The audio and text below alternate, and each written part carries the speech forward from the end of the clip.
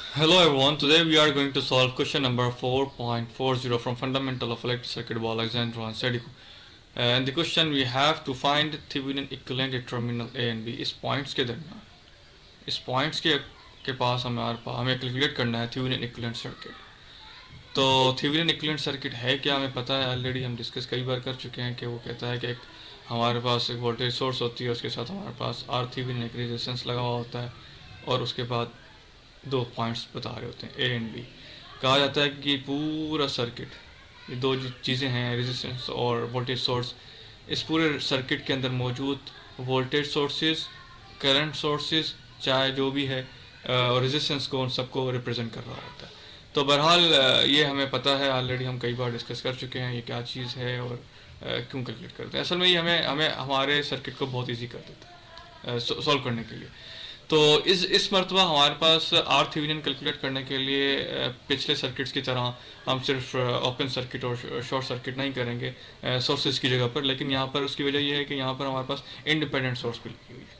देखें, यहाँ पर जब भी इंडिपेंडेंट सोर्स आ जाती है आपके पास सर्किट के अंदर, तो उस वक्त हम क्या करते हैं, नो डाउट डिपेंडेंट सोर्सेज होती हैं। जैसे कि यहाँ पे आपके पास 70 वोल्ट है, तो हमने वहाँ पे सिंपल शॉर्ट सर्किट किया, और इसी तरह से करंट सोर्स होती तो उसे हम ओपन सर्किट कर देते।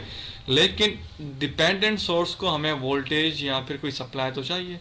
ये हमारे पास डिपेंडेंट सोर्स कौन सी सोर्स है, वोल्टेज डिपेंडेंट सोर्स है। तो इस सोर्स को एनर्जाइज तो करना पड़ेगा, किसी सोर्स पर डिपेंड करती है। तो उसके लिए हमने यहाँ पर जहाँ पर हमारे पास ए और पी पॉइंट दी जाते हैं, वहाँ पर हमें सिंपल एक वोल्टेज सोर्स लगा दी, जिसको हमने कह दिया कि ये 1 वोल्ट की है।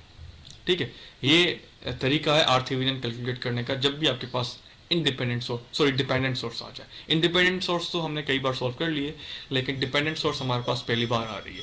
तो इसके हमने सिंपली दे दिया है, यहाँ पे वोल्टेज डाल दी है रेजिस्टेंस कैलकुलेट करने के लिए। तो हमने कैलकुलेट करना है यहाँ पे क्या कैलकुलेट करना है, हम कहते हैं इस पॉइंट को ए या फिर वी ए कह देते हैं। हमें अभी कैलकुलेट करना है आर थेवेनिन।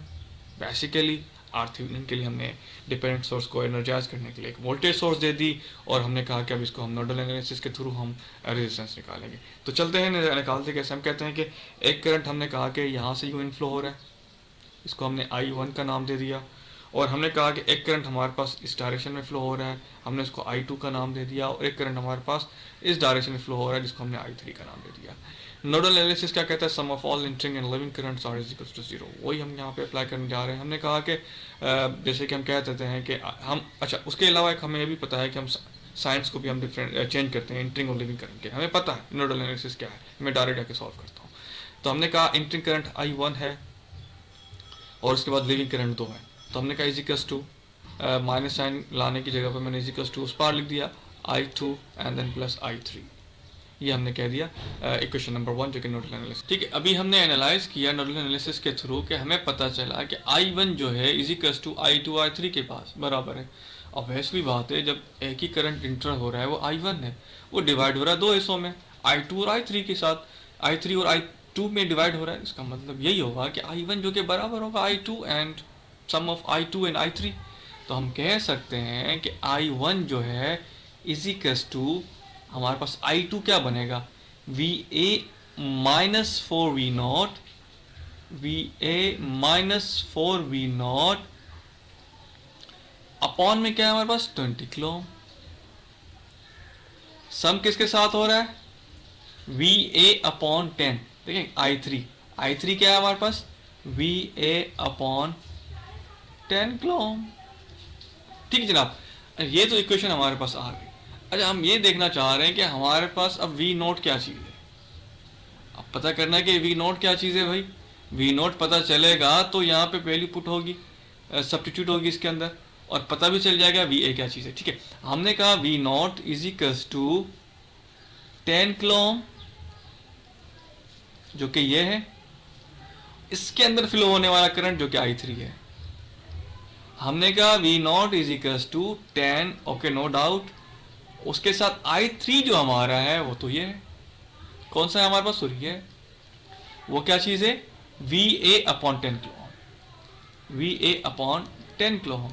तो 10 10 से कैंसिल हो जाएगा, तो हमें पता चल गया कि V0 is equals to V A के बराबर है, जो कि इज इक्वल्स टू 1 के बराबर है। देखें, ये बात मैं ज़रा दोबारा एक्सप्लेन करना चाह रहा हूँ, क्या पता कन्फ्यूजन रह गई हो, कहीं कमी रह गई हो। देखें, हमने ये इक्वेशन यहाँ से बनाई, पता चल गया हमें नोडल एनालिसिस के थ्रू कि I1 बराबर है I2 I3 के बराबर है। हमने I2 की वैल्यू पुट करी, यहाँ पर I3 की वैल्यू पुट करी, नो डाउट। उसके बाद हमें पता करना था कि V नोट क्या चीज़ है, ये जो कि इस जगह पर ये V नोट क्या चीज़ है हमें पता नहीं था। तो हमने क्या करा, इस V नोट को कैलकुलेट करने के लिए हमने कहा कि V नोट तो यहाँ पर आता है, यहाँ पे फ्लो होता है। तो हमने क्या करा, 10 किलो ओम, ऑब्वियसली बात 10 किलो ओम के साथ करंट कौन सा फ्लो कर रहा है, I3 करंट फ्लो कर रहा है। तो हमने सिंपल I3 की वैल्यू पुट करी यहाँ पर और रेजिस्टेंस की वैल्यू पुट करी, तो हमें पता चला कि V नोट दरअसल बराबर है VA के, VA के बराबर है, और जो कि VA बराबर है हमारे पास किसके, ऑब्वियसली 1 वोल्ट के, जो कि हमने सोर्स लगाई हुई है। तो हम ये सारी वैल्यूज सब्स्टिट्यूट कर सकते हैं इसके अंदर।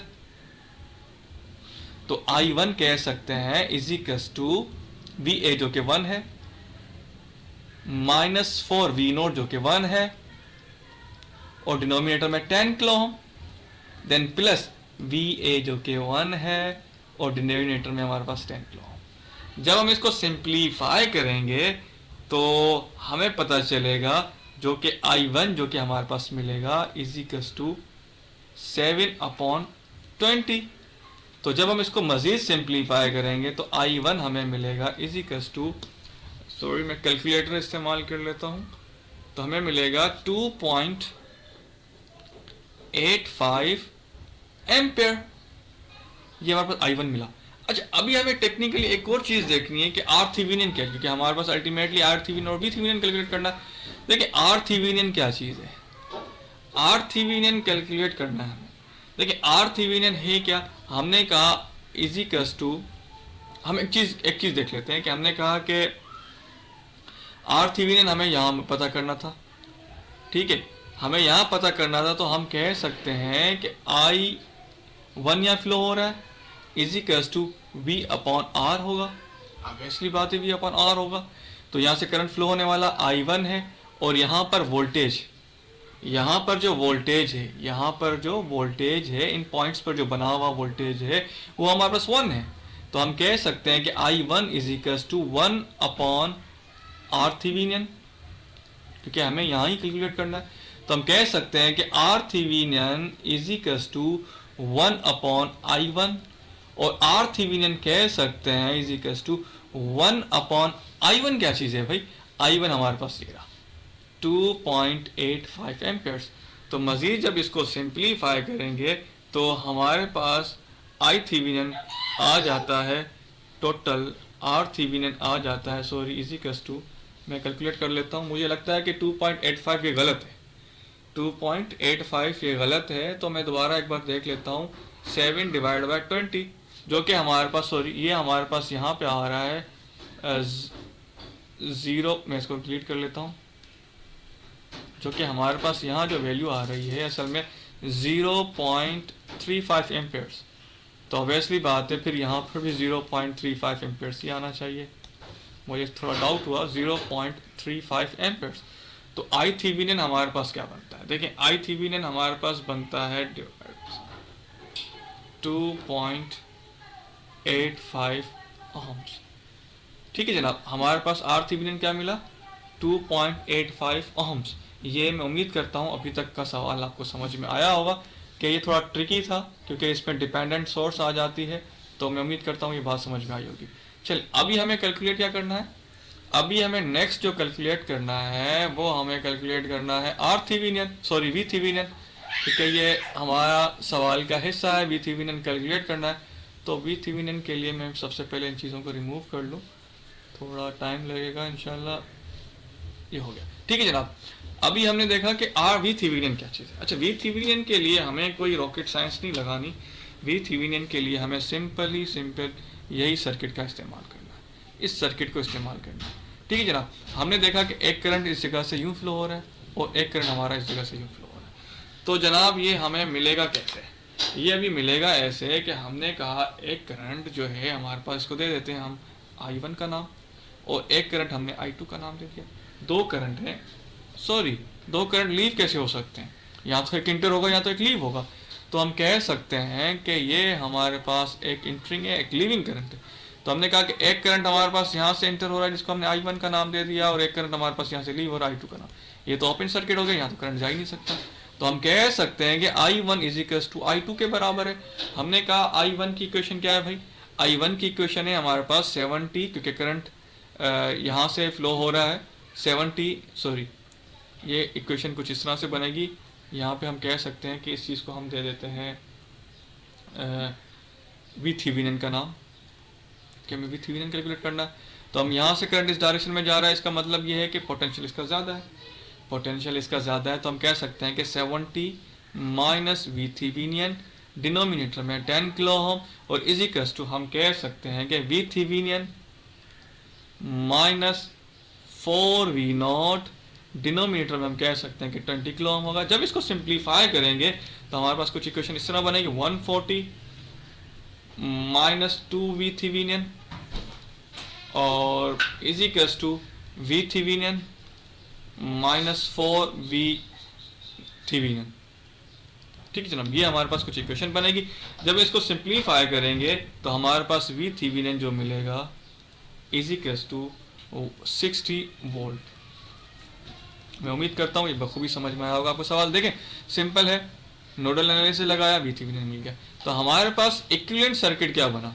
अच्छा, इक्विवेलेंट सर्किट हमारे पास कुछ इस तरह का बनेगा कि प्लस माइनस वी थेवेनिन हमारे पास 60 वोल्ट, और उसके सीरीज में एक रेजिस्टेंस लगी हुई होगी जो कि हमने अभी कैलकुलेट की है, जो कि हमने ऊपर देखा कि हमारे पास जो वैल्यू आ रही थी, जो कि वी थेवेनिन की, आर थेवेनिन की सॉरी, तो अभी जो हमने कैलकुलेट की थी आर थेवेनिन की वैल्यू, वो हमारे पास कुछ आई थी 2 पॉइंट समथिंग, 2.85 गालिबन थी वो। और ये हमारे पास कुछ इस तरह से बनेगा, और हमारे पास ये तो पॉइंट आ जाएंगे, ये ए और बी। मैं उम्मीद करता हूँ आपको ये सवाल बखूबी समझ में आएगा। अगर कोई भी क्वेश्चन आपके माइंड में हो ज़रूर क्वेश्चन करें कमेंट बॉक्स में, होपफुली उसका आंसर दिया जाएगा। Thanks for watching.